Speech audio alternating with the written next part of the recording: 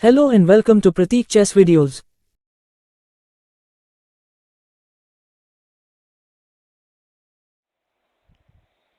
Here just next today we're going to see game between Tal and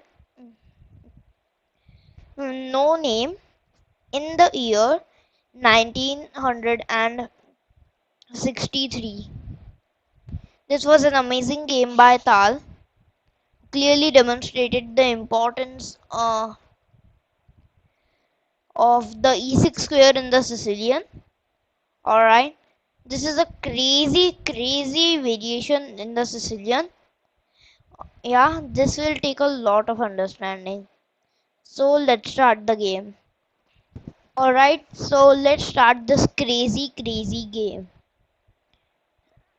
So the game started with the routine e4, c5. As always, Talos White, Polgowski, who's sorry, this game actually is a no name. I mean, this is against a player whose name isn't specified. So we'll count as Mikhail Tal versus no name. So what matters is that after e4, c5, knight f3, d6, we enter uh, after takes, knight f6, knight c3, a6, the Nassdorf. Alright, the Nassdorf is like a very sharp opening. I'd not call this a variation because it's it's very big. Alright, the Nassdorf defense is very big, uncompromisingly big. So after bishop g5, e6, alright, bishop g5, e6. This isn't, this is the old main line. Nowadays, people just straight out play h3. h3 is really popular now. But the most popular thing is to just play bishop e3 and go with an English attack, which is very cutting edge. But at that time just bishop g5 e6 was played and then f4 and then b5. This is the Polgowski variation, one of the sharpest and most uncompromising options in the Sicilian defense. Alright, so after f4 b5 e5 we play. This might look like we just lost a piece, but there's always tactics hiding behind the shadows. Now, see, after e5, d into e5, f into e5, queen c7. Now, it's just...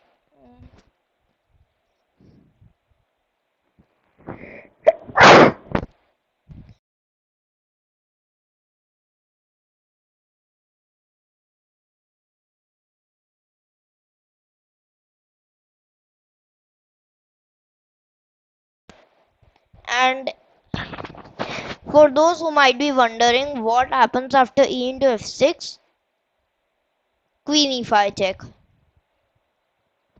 And then it's total, totally bad because queen into g5 is coming. I mean, it's not bad, but this is black's point. Black wins the bishop on g5, but the game is hardly over. But still, we'll count black as slightly better because black is obviously slightly better in that position. So queen to e2. Now knight f d7 and then long castle bishop to b7. Now if knight into e5, you would make a pretty bad mistake or a blunder because knight d into b5 comes, which is a brilliant move which wins the game on the spot. Alright, so that's why after long castle, queen into e5 is also a blunder. So I wouldn't like to play both of these because this also loses to takes knight d into b5, winning the game on the spot again. So that's why bishop to b7 not falling into any tricks today. So after knight of d7, see bishop to b7 is played, and then pause the video and think what should you play.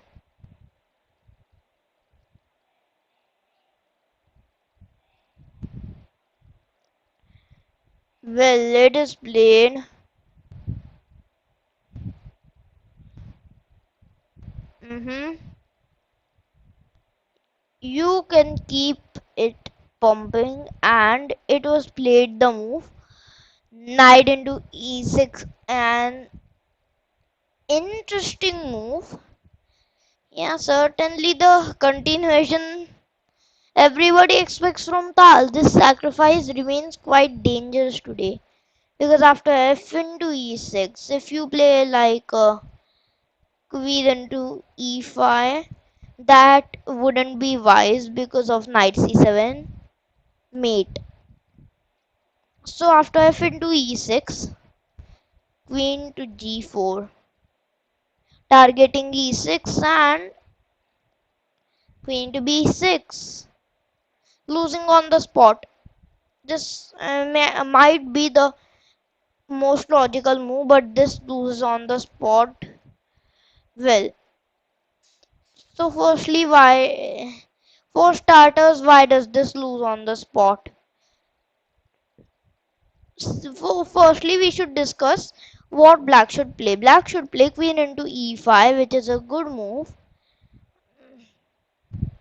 This actually seems best, but it's certainly scary to play black here. I mean, the open e5, it's just pretty bad. Bishop into b, bishop into b5, if played, is a mistake. The best move is actually bishop to d3, in which it's an unclear position, and I definitely would want to be white in this position. I could like rack up wins like 10 out of 10 with white. I mean, what is the valuation of this position? It must be like plus 2, 3. What? No, possibly. Bishop to e7, like seriously equal. It's equal. Yeah, but one problem, it's engine, not human. I mean, engine can easily defend this position, but for human, it's like extremely difficult. So, bishop to b5 here is bad on account of a into b5, rook at e1, and then h5. Yup. Mind bending tactics. I know. And after h5, the thing that happens is that after queen h4, queen c5, rook into e6 check, king f7. After which black is winning. So you're pretty much now king to f7. It's not much you can do, and black is winning because he clearly has more material, and the king is more or less safe. But what happens is that after queen to b6, which is played in the game, we just go rook to d6. Alright, we are going extreme. Rook to d6. Amazing. Idea is to cut off the queen from the e6 pawn. A nice interference. And now, after rook to d6, bishop into d6, queen into e6 check. King to f8 is forced, and after king to f8, bishop to c4, e4, an amazing move. This move's idea is double-edged because firstly, idea is to play queen f7 mate, and if black takes on c4, then just rook f1 and deliver mate from here. It's double. B into c4 it is, because that delays mate for a little bit. But now rook to f1 check, knight to f6, and you know, for attack, one of the skills you have to hone perfectly is mating patterns. So now you should pause the video and think what should you play in this position. It's a easy mate in 2, just rook into f6 check. Good move, g into f6, and then bishop to h6 mate, finishing with a good old Bowden mate. Amazing. Knight into e6 was like the move that would play, but after queen to b6, the rook to d6 move was amazing. Nice thinking, and after this, bishop to c4 was the last straw, and rook into f6 was just finishing. So, amazing game by Tal. Well, this was a smashing Sicilian masterpiece for Tal, I guess. I hope you like this video. Don't forget to click the subscribe button and the bell icon. Thank you.